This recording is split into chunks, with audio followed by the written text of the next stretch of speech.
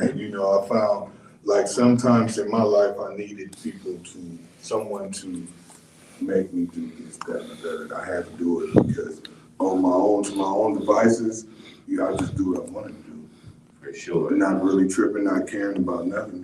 This is my world. I'm running it. I'm gonna do whatever. I definitely can relate to that. I can relate to that because I wouldn't say if it wasn't for probation holding me accountable that I wouldn't be here. I choose to want to live in recovery. I choose this lifestyle for a reason, just because it brings me more of a sense of peace rather than living in chaos and doing the same thing, expecting different results is insanity, Probation, I do apply probation because even if they don't care or they do care, they're gonna hold you accountable for your actions. For sure. So when I gotta go check in probation, I test 2 times a week, Mondays and Fridays.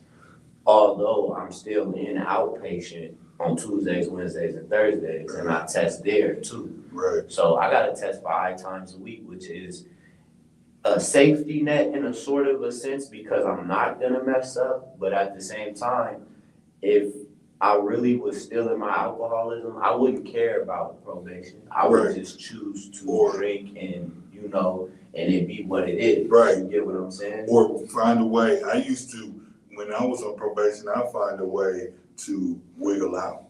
Okay, I can get high today. Mm-hmm. And try to go clean for this day. You feel me? Clean it out. Drink me some of the juice or whatever I gotta do and be straight. Some vinegar, water, cranberry juice. Yeah, but not doing that is a beautiful thing and going through the process. Just be honest with yourself. Yeah, being honest with yourself. See, I never wanted to. I always I didn't like the process.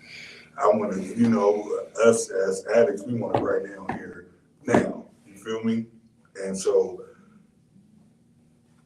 going through the process is something to it. You know what I mean? And miracles do happen within going through the process as well. But I had to slow down, sit down, and just go through it to do it. For sure. And it's a constant battle. Like they say in NA and AA, it's always going to be that battle. Or like DVR, red dog, blue dog. Mm-hmm. It's always going to be that battle. But we have to feed that blue dog with the good stuff. Gospel, recovery, Jesus, all the things that's positive. Going out, being with your family. And it's beautiful when you get to experience that from just being, like you were saying, living in chaos.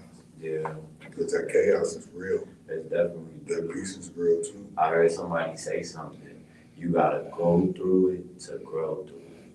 You feel me? And that stuck with me because we might not be seeing it while we going through it, but after we grow through it, we can look back on it and be like, God put me through that for a reason.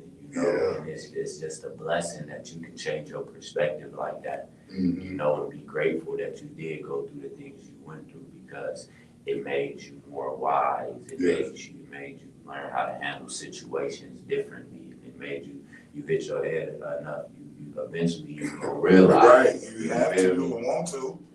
You want to, man, because realization of the trauma, of the pain, of the hurt that you put yourself through is the first thing that you have to grasp on.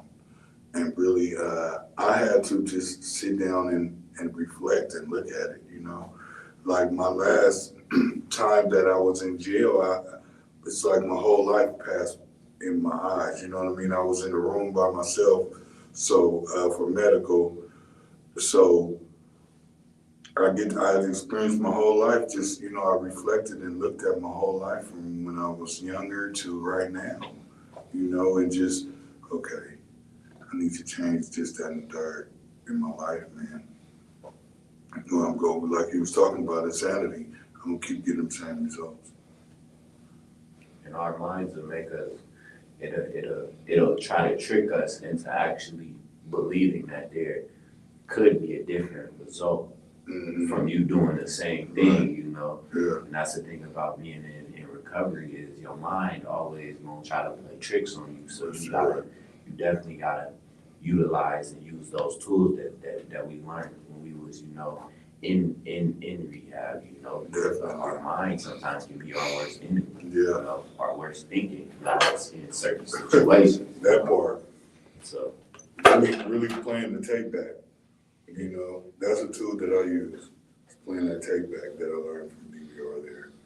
You have to. I have to. Because when I play the take back, I can see. you see exactly where it's gonna go. Sure. Real talk. It doesn't happen too many times. The track record is not, you can see it. It ain't had the map. Right. And so, man, that's wild. And they make it look so good on TV, though. You know, the parties, the clubs, this, the that's, you know, been there, done that. They make it look great. All funny games. You get addicted. Yeah. Get addicted. It's a wrap. It's over. Mm-hmm. Man, it was times where I didn't want to drink so bad. Found myself with a bottle drinking, of course. And then I just bust down in tears crying because it's like, I don't want to continue to live like this no more. But it's like, I couldn't change. It was like a never ending cycle. Every time I relapse or I'm deep in my alcoholism, I gotta go to rehab. I can't just stop. You know, it's that mental obsession and physical allergy that we learned about at DVR. Now, did you put yourself in these rehabs, or were you forced into these rehabs, or some? Some and some. Right. You got probation on your back. You know, I wanted to change. You know, probation wanted me to do certain things, but most of the time it was like a mixture of both. Because I could have chose, I'm gonna be honest with you, I didn't been on a run, I could have chose to, all right, say F this and then just continue drinking and then deal with probation after, like I did previously. Right. But I didn't want to just continue to dig myself in a hole. You know what I'm saying? I do. So I could have just chose not to comply with probation, but do I really want to continue living like this? No, that's when you was realizing who you are. You know, I would say that to you. And something's better for you out there in life, you know what I mean? And realizing who raised you. That part, man. So I can definitely relate to that. Being out there and just, I'm gonna keep on digging deep. Or I could say when I was out there, I would go to like rehabs, what was one, Victory Outreach. Shout out to Victory Outreach. I would go there and just show up, you know, and stay there for 3, 4, 5 days and leave. Every time it came to, they had a thing where you had to read the Bible all day dang near, and you write the scriptures in the Bible. Every time it came down to that point, I was like, I'm gone. Because, you know, when I was younger, I used to get the Bible. It was church school choir rehearsal. And I ran away from that. So just running away is something that I was used to, you know. So now, today, just standing and being here for myself is a beautiful thing, you know, and not running from myself. I believe I was running from myself, really. You know, child raised in Oakland. You know, my mom was on heroin. You know, dirty diapers running around, all that. You feel me? And so, and that stuff is still mental blocks in my head that I can't even recall from my childhood. You know what I mean? But it was a rough one for sure. But that don't mean the end of this life has to be rough. You know, that means I need to push. Even for my ancestors that's been watching over me from the gate to right now. You know what I mean? So it's better out there for us. And it's beautiful on this side. So what does recovery mean to you today? Recovery. What does recovery mean to me? recovery for me is definitely just a better way of living. You know, it is figuring out who I am on the inside, what I want to do, but bringing my higher power into it as well, and seeing my purpose in life and how I can help others, you know, how I can basically help others in a sense, you know, and figuring out the best thing that I can do to help others. You know, recovery is peace, you know, because life was so chaotic and it was like just a dark cloud hanging over me when I was in my alcoholism. Nothing was peaceful. The women I chose to deal with, no peace. You know, the people that I chose to hang around, no peace. It was always drama and chaos, and I was always the one right in the mix of all of that. Nothing was never stable. I didn't have any goals, no plans, no nothing. I just wasn't even thinking about what I could become or just no plans for the future. Just every day, wake up, alcohol on my mind. That's what I'm gonna go get, you know? So now I can actually wake up and think about what I wanna do with my life or, you know, ways to help others, you know? Cause that's really what it's about. That's what it's about, that's big and giving back, yeah, for you sure. know, giving back. Little things that I can do until I can turn them into big things that I can do to help others. Yes, sir. You know, but definitely trying to get the message to other people, you know. And sometimes it is hard for me because I'm 26, and the only way that people celebrate or do anything, you know, it involves alcohol and drugs. You know, that's the norm that I feel like the world has put on society. Real talk. That you gotta drink and you gotta use in order to have fun. You ain't got to. You don't. You know, and that's a lot of their insecurities, you know. And that was mine for a long time. Couldn't talk to women without drinking. Couldn't do this without doing this. You know, but once you figure out you and start to, you know, be more self-aware and figure out the things you can do and what you just learn, you become more comfortable in your skin. Yeah, for sure. You know, self-aware. That's a big thing. Become more comfortable in your skin. Yeah, definitely.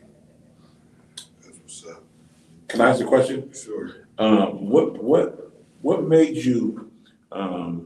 What do you know about yourself today that you didn't know? Let's say 5 years ago. What is it that you know about yourself to keep you going through recovery? How can you be resilient? You understand my question? I do. I noticed that I have an addictive personality.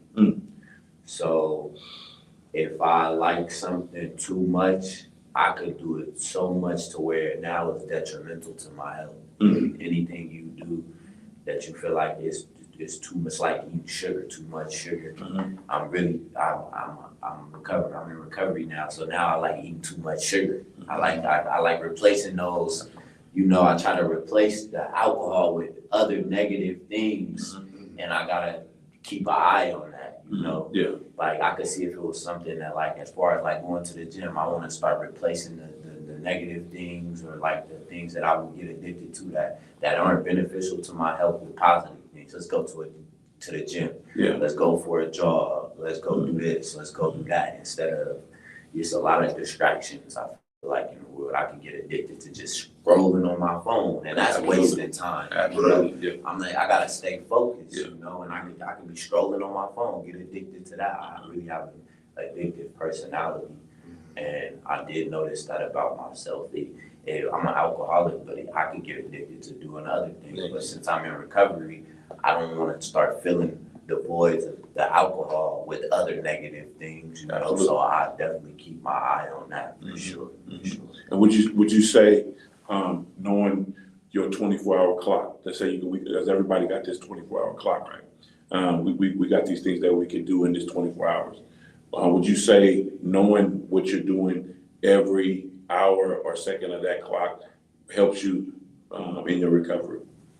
I definitely would, yes, because knowing what I'm doing it kind of brings a sense of peace. Mhm. Kind of like back when I was in rehab, we always knew exactly what we were gonna do next, you know. So then my mind won't get to worrying and overthinking about other things that the worrying is only gonna create, I feel like, more anxiety for me and things like that. Cause I overthink a lot. I try not to future trip on where I wanna go and what I wanna do and things like that. Cause that can be beneficial at times because then I can start making a plan, but it can be detrimental too for me because then I start wallowing in self-pity. Absolutely. And because I'm not there exactly where I wanna be, then I start beating myself up, and that could be a trigger for me to relapse and things like that. So I don't want to stress myself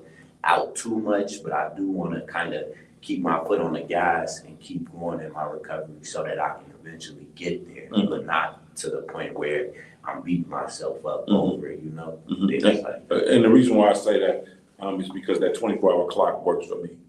You know what I'm saying? I'm not in recovery, but I know that if I don't have things put in front of me to do, then I can make these high-risk choices doing other things, and that wouldn't help me in my life. And I found that works for me, and I found that it works for a lot of people that's in recovery. For sure, for sure. Them high-risk choices got me in a lot of trouble in the past. Cut it out, knock it off. Yeah. You start feeling that little time that you know you're supposed to be doing this with other things. Now you at the park hanging around some people you know you ain't supposed to be around. Right. High risk situation, you know, and things like that. So And not even caring though. That's the cold part about it, when you don't care about a high-risk situation. Because it's normal at that point. When you're in a social group that promotes that, Right. then what if every day was a sunny day? What would be a sunny day? Right. You see what I'm saying? That's one of the things that I found that tricks a lot of people Yeah. into believing that they can. Uh-huh. You know what I'm saying? If we sitting around the table and all of us are drinking, let's say, orange juice, this is what we do. We get together, we drink this orange juice. Yeah. But if you in a social group that everybody comes and we just drink alcohol, and we just do smoke, and this is what we do. It's normal. It's a normalcy to it. Uh-huh. So I do believe that it's a great way. That 24-hour clock is a great way to understand what you got in front of you and what you need to put in front of you. Definitely. Mm-hmm. Definitely. It probably help you line yourself up. You know what I mean? Strategically for the day. Mm-hmm. Uh-huh. avoid all the BS. Right. Because I remember you telling the story about walking to the trash can, and you had to walk through this social group that you didn't want to walk through. Right. So you had to plan a way around that. So I'm gonna go around this other bin over here, throw it in the trash over there, and go back to the house because I just don't want the problem. Right. So those are the type of things. Those are the type of things that stick in my mind. For sure. Yeah. That's what's up. That's for sure. It was times where I had to. It was a certain friend group I was in recovery at the time as well. It was a certain friend group I was trying to avoid because I already knew what they was about, things like that. So I found myself taking different routes to get from and to work, so I ain't gotta walk past that store and see those people, you know, just to keep myself safe. You gotta create those boundaries as well, those healthy boundaries. That's what we gotta talk. Healthy boundaries really is what can save you. Yes, and if you apply them, they will save you. Yeah, on a lot of different levels in life, a boundary will keep you safe on a whole lot of different levels. Even in conversation with somebody that you're dealing with in a relationship you in. I've set that boundary and I'm standing on it. Exactly. Yes, indeed. Mm-hmm. Can't fold either. No. Can't fold. No. Even when you want to fold, Yeah. you can't fold. Don't do it. This for a reason. Stand firm. Yeah. That's right. Well, y'all, this is Second Chance at a First Class Life. It's a beautiful day out here. Thank you, Clyde. I appreciate you. Thank You you. know what I mean? In here with my boy LC doing Yep. what we do. Absolutely. You know what I mean? And we gonna catch y'all next time. Yes, indeed. For surely. There we go. We got that one on. So like I was telling you, I got all your stuff on card, Okay. and I got some on here. I got some on here that I got to download to my thing. You know, this is talking with OC. You know what I'm saying? And the second, first class lives that we living. We having this second chance at all of them. We'll be right back with all of that. We live. I'm trying to produce. My boy, Mr. King here, and Clyde. Thank you for coming out. And yeah, we this is what we do. This is what we do.